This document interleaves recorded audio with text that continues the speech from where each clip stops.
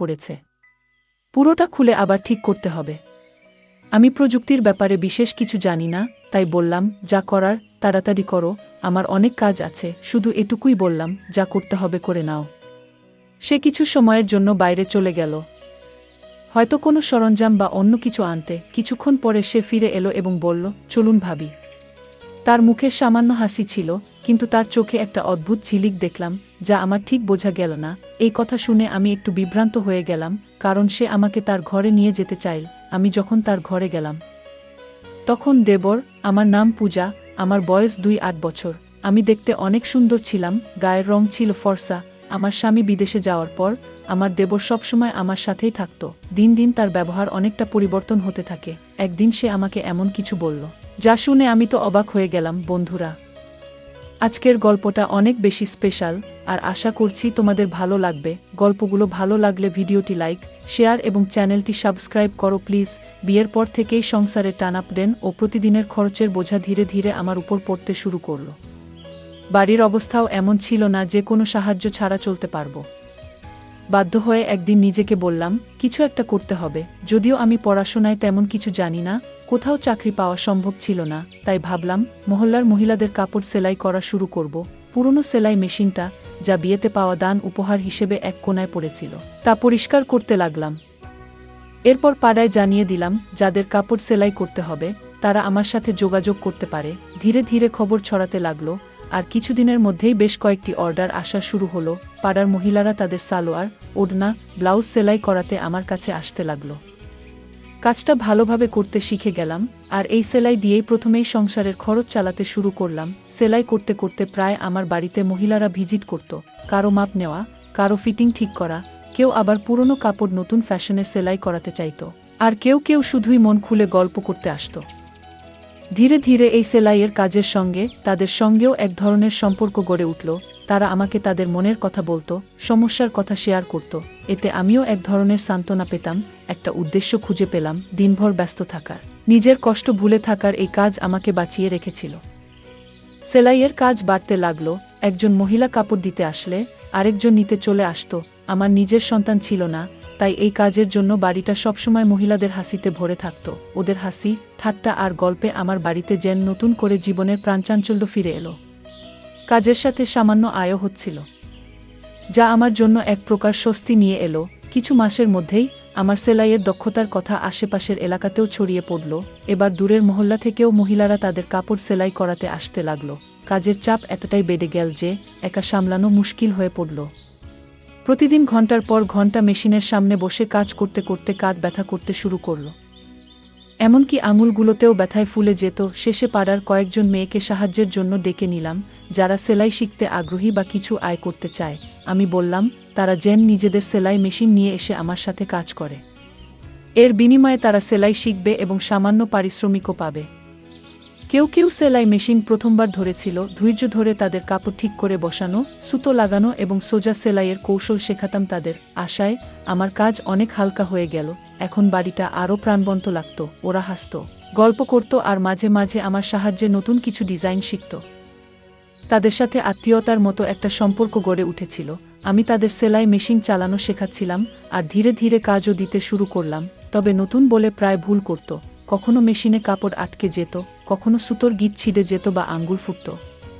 প্রতিদিনই মেশিনের সমস্যা হতো, আর ঠিক করাতে আমার অনেকটা সময় চলে যেত। একদিন তাদের মধ্যে এক মেয়ের মেশিন আবার নষ্ট হয়ে গেল, কাপড় মেশিনে আটকে গেল। আমি নিজে থেকে চেষ্টা করলাম ওর মেশিনটা ঠিক করতে, কিন্তু সফল হলাম না। বাধ্য হয়ে আমি তাকে বললাম, আজ তুমি মেশিনটা ঠিক করিয়ে নিয়ে এসো, আজ আর কাজ করতে হবে না। মেয়েটি চলে যেতে প্রস্তুত হচ্ছিল, তখনই আমার দেবর বাড়িতে দুপুরের খাবারের জন্য এলো।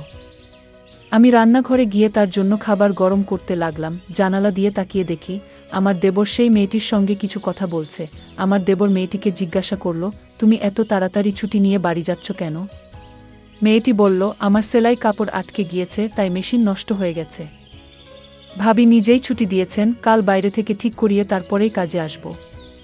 মেয়েটির কথা শুনে আমার দেবর বলল, আরে বাইরে গিয়ে ঠিক করানোর কি দরকার, যখন বাড়িতেই লোক আছে? দেবরের কথা শুনে মেয়েটি থেমে গেল। সে বলল, তুমি যদি মেশিনটা ঠিক করে দাও তাহলে খুবই উপকার হবে, না হলে আমাকে বাবাকে বলেই বড় বাজারে পাঠাতে হবে। আর বাবাকে সাইকেলে মেশিন নিয়ে যেতে অনেক কষ্ট হবে। মেয়েটির কথা শুনে আমার দেবর মেশিনটা পরীক্ষা করতে লাগলো, বলল, তোমার মেশিনে তো মরচে ধরে গেছে, এটা পুরোপুরি আটকে গেছে, ভালোভাবে খুলে ঠিক করতে হবে। মেয়েটি অবাক হয়ে বলল, তাহলে তুমি ঠিক করতে পারবে না? দেবর হেসে বলল, না না, আমি এই কাজ ভালোই জানি। মেয়েটি খুশি হয়ে পাশে বসে পড়ল এবং বলল, আমার একটা সেলাইয়ের কাজ করতে হবে, তাড়াতাড়ি করে দাও প্লিজ। দেবর তখন বলল, মেশিনটা আমার ঘরে নিয়ে এসো, আমি ওখানেই ঠিক করব। মেয়েটি একটু দ্বিধায় পড়ে গেল। তখন দেবর বলল, আমার সব সরঞ্জাম ঘরেই আছে, তাই মেশিন ঠিকঠাক করার জন্য ওখানে নিয়ে যেতে হবে। দেবর বলল, আমি ঘরেই ঠিক করে দিচ্ছি। মেয়েটি মেশিন নিয়ে তার ঘরে গেল। আমি খাবার গরম করে বাইরে রাখলাম, কিন্তু অনেকক্ষণ কেটে গেলেও দেবর এবং সেই মেয়েটি ঘর থেকে বের হচ্ছিল না। দুজনেই তরুণ, তাই চিন্তায় পড়ে গেলাম। কিছুক্ষণ অপেক্ষা করলাম, কারণ দেবরের উপর সন্দেহ করতে চাইনি। তবু দীর্ঘ সময় পর ধৈর্য হারিয়ে অবশেষে দেবরের ঘরের দিকে যাওয়ার সিদ্ধান্ত নিলাম। ঠিক তখনই মেয়েটি সেলাই মেশিন নিয়ে বাইরে বেরিয়ে এসে বলল, ভাবি, মেশিন ঠিক হয়ে গেছে। ওর কথা শুনে আমারও স্বস্তি হলো এবং আমরা নিজেদের কাজে ফিরে গেলাম। কিন্তু আমি মনে মনে ভাবছিলাম, দেবর এতক্ষণ ঘরে কি করছিল। কিছুক্ষণ পরে দেবরও ঘর থেকে বেরিয়ে এসে বিছানায় বসে খাবার খেতে লাগল। এর মধ্যে বাড়ির বিয়ের জন্য প্রচুর কাপড় সেলাইয়ের অর্ডার পেয়েছিলাম, আর সময় খুব কম ছিল বলে কিছুটা দুশ্চিন্তা ছিলাম। কিন্তু দেবর দ্রুত মেয়েটির মেশিন ঠিক করে দেওয়ায় কাজ সহজ হয়ে গেল। খাওয়া শেষ করে দেবর মজা করে বলল, যার মেশিন নষ্ট হবে, আমি আছি। আমি হেসে উঠলাম। এই সেলাই কাজ থেকে এখন বেশ ভালো আয় হচ্ছিল, তাই মনও বেশ ভালো ছিল। বিয়ের 9 বছর কেটে গেছে, আর স্বামী বিয়ের কিছুদিন পরেই বিদেশে কাজের জন্য চলে গিয়েছিল। প্রায় 3 বছর ধরে সে দুবাইতে আছে। 6 মাস বা বছরে একবার ফিরত ছুটি পেলেই স্বামী বাড়িতে আসতো, সপ্তাহখানেক থেকে আবার দুবাই ফিরে যেত। বাড়িতে শ্বশুর, শাশুড়ি আর এক দেবর ছিল। শ্বশুর শাশুড়ি ছিলেন বয়স্ক এবং প্রায় অসুস্থ থাকতেন।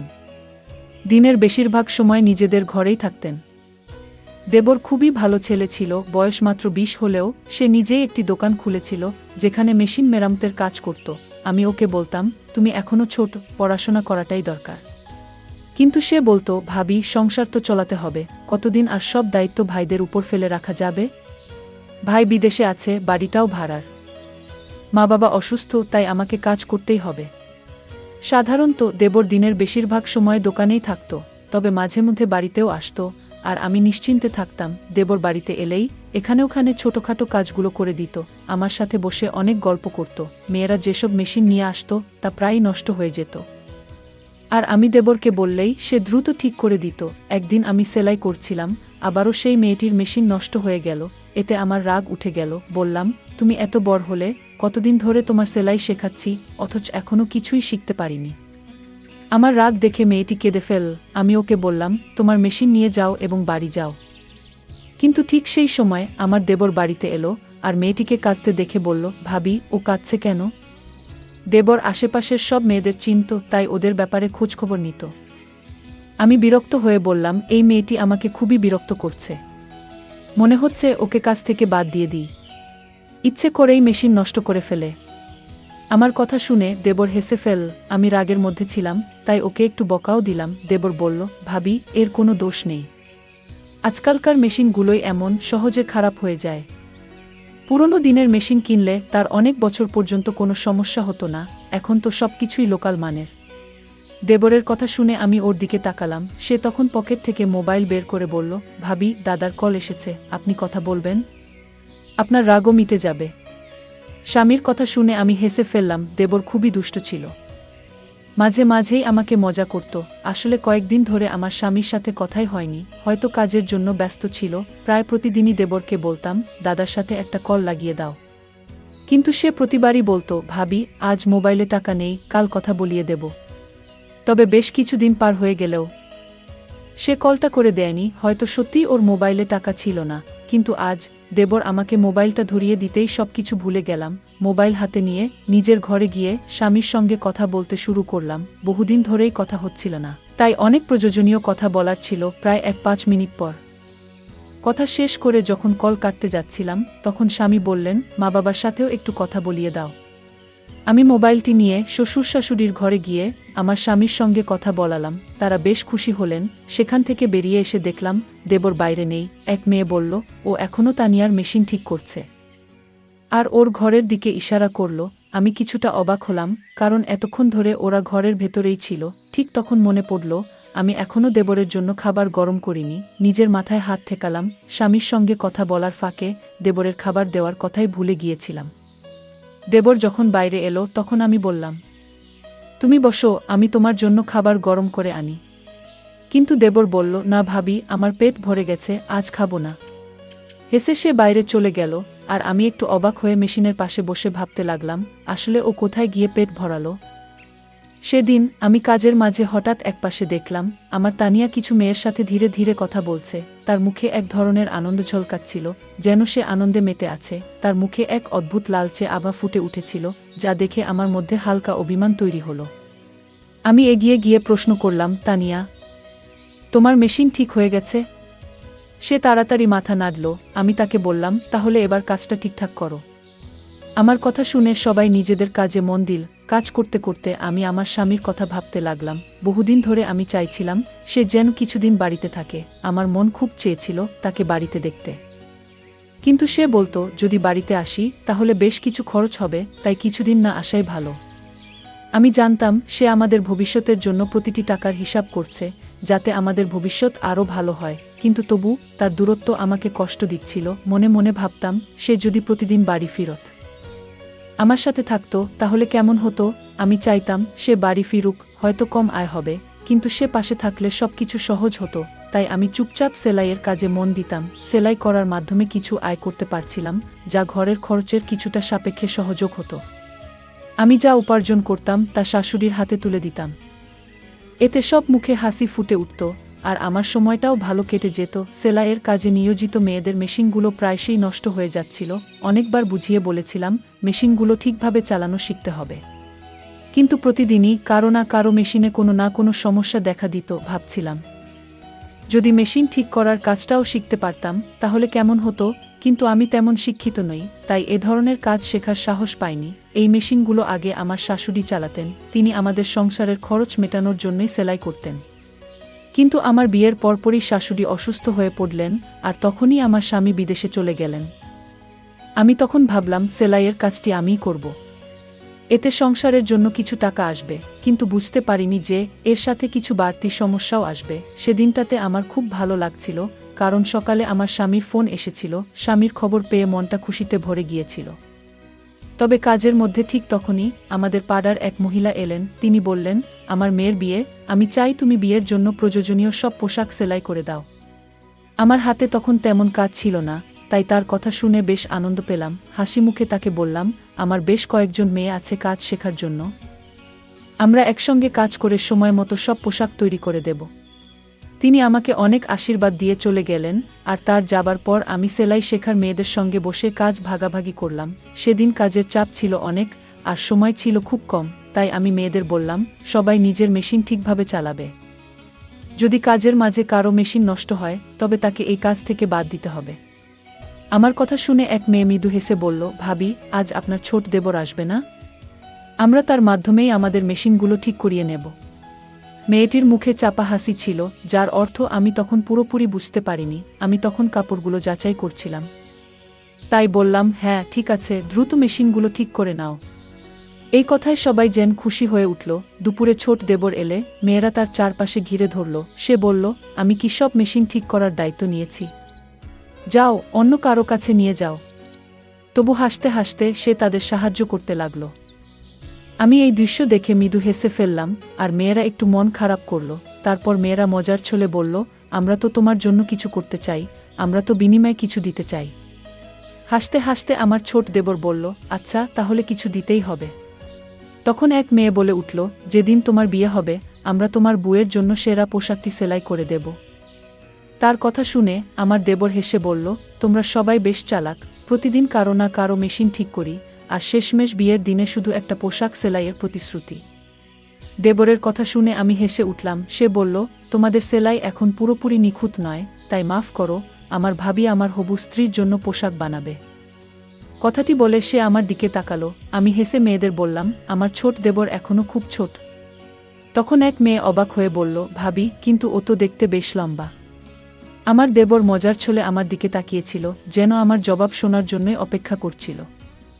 আমি জানতাম সে আসলে বয়সে বেশ তরুণ, পরিবারের দায়িত্ব নেয়ার জন্য সে প্রস্তুত নয়, আর্থিক পরিস্থিতিও তেমন ভালো নয়। আমার স্বামীও বিয়ের পর আমাদের ভবিষ্যৎ গড়ার জন্য দূরে চলে গিয়েছিল, আমিও চেয়েছিলাম না যে ভবিষ্যতে আমার দেবরের স্ত্রীও একই দূরত্বের কষ্টে থাকুক। তাই আমি বললাম, লম্বা হয়েছে বলে বিয়ে করতে হবে এমন কোনো কথা নেই, বিয়ের জন্য আরও অনেক প্রস্তুতির প্রয়োজন, ওর বিয়ে হতে এখনও কয়েক বছর বাকি।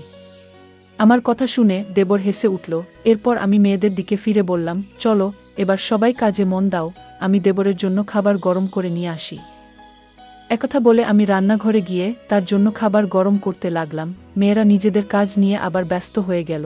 আমি আমার দেবরের ঘরে যাচ্ছিলাম, কারণ জানি না কিভাবে, কিন্তু ও মেশিনগুলোতে এক ধরনের জাদু করত, আর সব কিছু ঠিকঠাক হয়ে যেত। সেদিনও সে মেয়েদের সেলাইয়ের মেশিনগুলো সারিয়ে দিয়ে নিজের কাজে চলে গেল। পরের দিন প্রচুর কাজ ছিল, তাই কাউকে কাজ থেকে সরতে দিলাম না। দেবরও সেদিন বাড়িতে আসেনি, আর কাজের চাপ এত বেশি ছিল যে আমিও ব্যস্ত ছিলাম। মনে মনে ভেবেছিলাম কাজের ফাঁকে নিজের বাবা-মার বাড়িতে কিছুদিন যাব, কতদিন যাব ভাবছি। কিন্তু হঠাৎ একটা বিপদ এলো। আমার মেশিনটি খারাপ হয়ে গেল, আর কাপড়ের বিশাল স্তূপ পড়ে রইল। আমি চাইছিলাম না যে এত দামি কাপড় মেয়েদের দিয়ে সেলাই করাই, কারণ তাদের কাজের মধ্যে এখনও সূক্ষ্মতা আসেনি। সকালে মেশিনটি একদম কাজ করছিল না। মেয়েরা আমার চিন্তিত মুখ দেখে বলল, ভাবি, আপনি চিন্তা করবেন না, আপনার দেবর আছে, সে তো আপনার মেশিন ঠিক করেই দেবে। এই কথা শুনে মেয়েরা নিজেদের মধ্যে ফিসফিস করে কথা বলতে লাগলো, যা আমি ঠিক বুঝে উঠতে পারলাম না। কয়েকদিন ধরে লক্ষ্য করছিলাম দেবর সারাদিন বাইরে থাকত, কিন্তু দুপুরে খাবার খেতে এলেই মেয়েরা যেন কোনো বাহানায় তার আশেপাশে ঘুরঘুর করত, সবার কাজ ছেড়ে যেন তার উপস্থিতিতে একটু আনন্দ খুঁজে পেত। এমন সময় আমি নিজেই উঠে দাঁড়ালাম কাজ দ্রুত শেষ করার জন্য। সেদিন কাজের চাপ এত বেশি ছিল যে মেয়েদের আচরণে খুব একটা খেয়াল করতে পারিনি, কিন্তু যখন থেকে আমার দেবর মেয়েদের মেশিনগুলো ঠিক করে দিতে শুরু করলো, তখন থেকে তারা প্রায় প্রতিদিন কাজ শেষে কিছু না কিছু খাবার নিয়ে আসতে লাগলো। শুরুতে ভাবতাম ওরা হয়তো আমার জন্যই এসব নিয়ে আসে, কিন্তু পরে বুঝতে পারলাম এসব খাবার আসলে আমার দেবরের জন্যই আনা হচ্ছিল। বিশ্বাসটা বুঝতে পেরে আমি ওদের একটু বকাও দিলাম, বললাম, আমার মেশিন খারাপ হয়েছে, অথচ তোমরা সবাই বসে আছো কেন?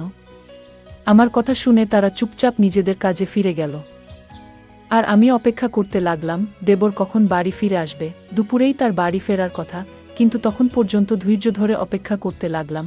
আমার কাছে কোনো মোবাইল ছিল না, আর আমি মোবাইল চালাতেও জানতাম না। তাই ফাঁকা সময়টা কাটানোর জন্য রান্নাঘরে গিয়ে কিছু সবজি কেটে বসেছিলাম। তখনই শুনতে পেলাম তানিয়া মৃদুস্বরে আরেক মেয়েকে বলছে, ভাবির বদলে যদি আমার মেশিনটাই আজ নষ্ট হতো। কথাটা শুনে আরেক মেয়ে চুপিসারে হাসি চেপে ফেল, আর আমি তানিয়ার দিকে অবাক হয়ে তাকিয়ে রইলাম। ওর চোখে এক ধরনের আকাঙ্ক্ষা ছিল। হঠাৎ মনে পড়ল তানিয়ার মেশিন প্রথম নষ্ট হয়েছিল, আর সেই কারণেই আমার দেবর তার মেশিন ঠিক করার জন্য নিজের ঘরে নিয়ে গিয়েছিল। এই পুরো ব্যাপারটা আমাকে একটু চিন্তায় ফেলে দিয়েছিল।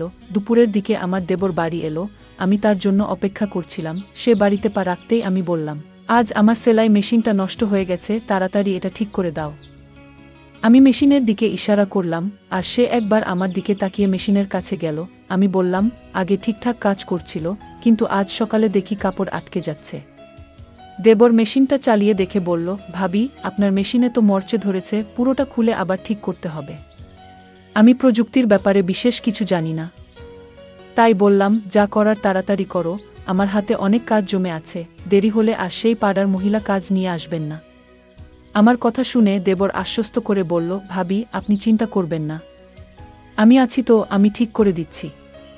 এটা বলেই দেবর মেশিনের বিভিন্ন অংশ খুলতে শুরু করলো। কিছুক্ষণ পর সে বলল, ভাবি, এভাবে ঠিক হবে না, মেশিনটা আমার ঘরে নিয়ে যেতে হবে। তার কথা শুনে আমি একটু অবাক হলাম। জিজ্ঞেস করলাম, ভেতরে এমন কি আছে যা এখানে নেই? আমার প্রশ্নে সে কিছুটা অপ্রস্তুত হয়ে বলল, ভাবি, আমার সমস্ত টুলস ভেতরেই রাখা, তাই মেশিন সেখানে নিয়ে যাওয়া ছাড়া আর কোনো উপায় নেই। তখন আমি বললাম, আমি তোমার সমস্ত টুলস বাইরে নিয়ে আসি। কিন্তু সে বলল, ভাবি, সেগুলো খুব ভারী, আপনি একা তুলতে পারবেন না, মেশিন ঠিক করাতে চাইলে ঘরেই নিয়ে যেতে হবে। তার কথা শুনে আমি কিছুটা অনুভব করলাম, কারণ আজই আমার মেশিনটি ঠিক করানো দরকার ছিল। তারপর কোনো উপায় না দেখে মেশিনটি তার ঘরে নিয়ে যাওয়ার জন্য রাজি হলাম। অবশেষে দেবরের কথা মতো আমি মেশিন নিয়ে তার ঘরে গেলাম, কিন্তু সেখানে সে এমন একটি কথা বলল যা শুনে আমি অবাক হয়ে বাইরে বেরিয়ে এলাম। তার কথাগুলো কিছুতেই মেনে নিতে পারছিলাম না, কারণ আমি তার ভাবি। দেবর তখন দোকানে চলে গেল, আর আমি সোজা শ্বশুর শাশুড়ির ঘরে গেলাম এবং তাদের পুরো ঘটনাটি বললাম। শাশুড়ি বললেন, ছোট ছেলে না বুঝে হয়তো এভাবে বলেছে, আমরা তাকে বুঝিয়ে দেব।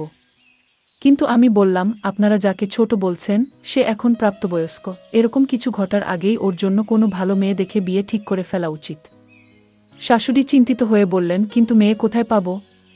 আমি হাসি চাপিয়ে বললাম, এই নিয়ে ভাববেন না, আপনার ছোট ছেলে ইতিমধ্যেই নিজের পছন্দের মেয়েটিকে ঠিক করে ফেলেছে। আমি শাশুড়িকে কথা জানালাম। শাশুড়ি ও শ্বশুর অবাক হয়ে তাকালেন। পরের দিন তারা দেবরের সঙ্গে কথা বললেন এবং যখন তানিয়ার প্রসঙ্গ তুললেন, দেবর যেন সেই কথার জন্যই অপেক্ষায় ছিল। সে হাসি মুখে আমার দিকে তাকিয়ে জানিয়ে দিল যে সে রাজি। কিছুদিন পর আমি নিজেই তানিয়ার বাড়িতে গিয়ে তাদের সঙ্গে এ বিষয়ে কথা বললাম। তাদেরও আপত্তি ছিল না। কয়েক মাসের মধ্যেই আমার দেবরের বিয়ে সম্পন্ন হয়ে গেল। এই ঘটনায় বুঝেছিলাম, ছেলেরা যখন নিজেরা নেয় তখন তাদের পথ দেখানোই ভালো। ছেলে বা মেয়ে যখন প্রাপ্তবয়স্ক হয়ে যায় তখন তাদের বিয়েতে দেরি না করাই ভালো, না হলে নানা সমস্যা দেখা দিতে পারে। তানিয়া যখন আমাদের বাড়িতে বউ হয়ে এলো তখন সে আমার সঙ্গে মিলে সেলাইয়ের কাজে হাত লাগালো। আমাদের বাড়ির আয়ও এতে দ্বিগুণ হলো। গল্পের মূল চরিত্র পূজার জীবন নানা চ্যালেঞ্জে পূর্ণ। বিয়ের পর সংসারের আর্থিক অবস্থা খারাপ দেখে সে নিজে কিছু করার সিদ্ধান্ত নেয়। এই গল্প আমাদের শেখায় যে আমাদের নিজেদের পরিস্থিতি উন্নতির জন্য সর্বদা পরিশ্রম করতে পিছিয়ে পড়া উচিত নয়। পূজা উচ্চশিক্ষা না থাকা সত্ত্বেও সেলাইয়ের মাধ্যমে সংসারের খরচ চালাতে শুরু করে, যা প্রমাণ করে যে সীমিত সম্পদেও পরিশ্রম আর ইচ্ছাশক্তি থাকলে নিজেকে প্রতিষ্ঠিত করা সম্ভব। পূজার জীবন নানা কঠিন পরিস্থিতির মধ্য দিয়ে গেছে। স্বামী বিদেশে কাজ করতে যাওয়ার পর সংসারের দায়িত্ব তার উপরই এসে পড়ে। তবু সে হার মানেনি এবং জীবনে একটি ইতিবাচক মনোভাব বজায় রেখেছিল। ধৈর্য এবং পরিস্থিতির সঙ্গে মানিয়ে চলার দক্ষতা খুবই গুরুত্বপূর্ণ, যা পূজা আমাদের শেখায়। সে আমাদের দেখায় যে কঠিন পরিস্থিতিতেও ইতিবাচক থেকে সমাধান খুঁজে বের করা যায়। সেলাইয়ের কাজ বাড়তে থাকলে পূজার মাথায় পাড়ার মেয়েদের সাহায্য নেওয়ার ভাবনা আসে। সে তাদের সেলাই শেখায় এবং আয়ের সুযোগ দেয়। এতে বোঝা যায় আশেপাশের মানুষদের সহায়তা করলে অনেক সমস্যার সহজে সমাধান করা যায়। পূজা এই উদ্যোগের মাধ্যমে অন্যদের আয়ের পথ তৈরি করে, যা অনুপ্রেরণামূলক। গল্পে পূজার দেবরও পরিবারের দায়িত্বশীল সদস্য। সে পড়াশোনার পরিবর্তে কাজকে প্রাধান্য দেয়া, সংসারের খরচে সাহায্য করতে। এতে বোঝা যায় সময় ও পরিস্থিতির প্রয়োজনে সঠিক সিদ্ধান্ত নেওয়া জরুরি। মানুষের জীবনের সঠিক অগ্রাধিকার নির্ধারণ গুরুত্বপূর্ণ। পূজা কাজের মেয়েদের প্রতি সংবেদনশীল ও দায়িত্বশীল ছিল। শুধু সেলাই শেখানো নয়, তাদের ছোটখাট সমস্যা বোঝারও চেষ্টা করত। তার এই গুণ শেখায় অন্যের অনুভূতি সম্মান করার সঠিক মানবিক সম্পর্ক। সহযোগ চ্যালেঞ্জ আসলেও পূজা আত্মসম্মান বজায় রেখে কাজ চালিয়ে গেছে এবং অন্যদের সহায়তা নিয়ে নিজেকে দুর্বল মনে করেনি। এটি বোঝায় আত্মসম্মান ও আস্থা সাফল্যের মূল। পূজার স্বামী দূরে থাকলেও তার দেবর পাশে থেকেছে, যা শেখায় পরিবারের সহায়তা জীবনের অনেক সমস্যায় সহজ করে তোলে। পূজার সেলাইয়ের কাজ বাড়লে সে আশপাশের মেয়েদের কাজে যুক্ত করে, যা সহযোগিতার মনোভাবের উদাহরণ। এভাবে সে নিজের উন্নতির পাশাপাশি তাদের জীবিকাও রক্ষা করে। গল্পটি শেখায় যে এগিয়ে যেতে সঠিক সিদ্ধান্ত ও সহানুভূতি গুরুত্বপূর্ণ। পূজার কাজে আশেপাশের মহিলারা যুক্ত হওয়ায় তার ঘর শুধু সেলাইয়ের জায়গা নয়, সমস্যাগুলো শেয়ার করার স্থানও হয়ে ওঠে। এটি সমাজে সংযোগ ও সহযোগিতার বার্তা দেয় এবং ঐক্য বজায় রাখা উচিত। পূজার গল্প শেখায় যে আমাদের লুকিয়ে থাকা প্রতিভা চিনে কাজে লাগালে তা এগিয়ে চলার পথ হতে পারে। সে সেলাইকে আর্থিক বাধ্যবাধকতা থেকে সুযোগে রূপান্তরিত করেছে, যা চ্যালেঞ্জের সুযোগ খোঁজার প্রেরণা দেয়। এই গল্প থেকে শেখা যায় পরিশ্রম, ধৈর্য, সহযোগিতা, আত্মমর্যাদা এবং ইতিবাচকতার সাথে আমরা কঠিন পরিস্থিতি মোকাবিলা করতে পারি। সম্পর্কের গুরুত্ব ও সমাজের সংযোগ আমাদের সবার জন্য একটি ভালো জীবন গড়ে তুলতে সাহায্য করে। বন্ধুরা, যদি এই গল্পটি ভালো লেগে থাকে তাহলে দয়া করে ভিডিওটি লাইক করুন এবং আমাদের চ্যানেলটি সাবস্ক্রাইব করুন। পাশে থাকা বেল আইকনটি প্রেস করুন, যাতে করে আমরা যখনই নতুন ভিডিও আপলোড করি তার নোটিফিকেশন সবার আগে আপনার কাছে পৌঁছে যায়। ধন্যবাদ। দেখা হবে আমাদের পরবর্তী ভিডিওতে।